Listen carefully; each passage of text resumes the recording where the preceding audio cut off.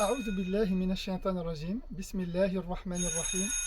Madame, mademoiselle, monsieur, chères auditrices, chers auditeurs, chers parents, chers enfants, chères écolières et écoliers, bienvenue dans ta 16e leçon de théologie.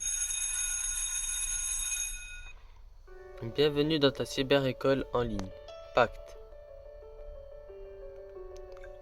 Projet d'accompagnement corano-thérapeutique émancipatrice. École Pacte. Projet d'accompagnement corano-thérapeutique émancipatrice. Deuxième partie. Leçon numéro 6. Quelle est la mission d'un savant? Quel est son rôle, son devoir? Mais d'abord, qu'est-ce qu'un savant? Un savant est une personne qui sait beaucoup de choses. Il sait surtout ce que tu ne sais pas encore. Il possède des connaissances que tout le monde n'a pas. Doit-il t'apprendre à penser par lui? Ou bien, au contraire, à ne pas dépendre de lui? C'est-à-dire d'apprendre à ne pas penser par lui. Attention, dans la tête de certains petits musulmans, la parole d'un savant vaut celle du Coran. Pour quelle raison me diras-tu? Parce qu'ils entendent les paroles d'un savant et les acceptent comme étant la bonne compréhension de la religion. Et ils en est convaincus. Mais le petit musulman ne lit pas assez le livre d'Allah.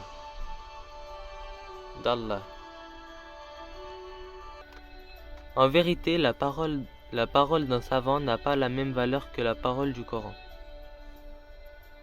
Parce que la parole du Coran est la référence première chez le musulman. Le Coran, c'est la parole d'Allah. La parole d'un savant n'engage que lui. Dans ta petite tête, l'image respectueuse du savant grandit comme celle du prophète. Et l'image que produit ton cerveau dans ta tête pour ce savant est trop grande. C'est la raison pour laquelle tu suis un savant. Une idée se forme grâce à une pensée et à une image. Il se produit alors un rapprochement d'idées entre une pensée et une image. Et la magie se réalise. Et tu te laisses commander sans réfléchir par ce savant. Et tu oublies déjà que ton modèle à suivre n'est pas le savant, mais le prophète, le messager. Sallallahu alayhi wa sallam. Prière et salutations sur lui. L'idée que tu te fais de ton savant dépendait simplement de l'image que tu avais de lui. Leçon de morale, ton savant, c'est comme ton maître d'école, il doit t'apprendre à penser sans lui. Merci pour ton écoute, révise bien cette leçon et apprends les définitions. C'est la condition pour valider tes acquis. D'ici là, révise bien ta leçon et apprends par cœur les définitions. En attendant la leçon numéro 7, abonne-toi, partage, diffuse, commente, mets un pouce bleu. A bientôt, salam alaikum. Wa alaykum assalam wa rahmatullahi wa barakatuh. Et n'oublie pas, l'habit ne fait pas le moine.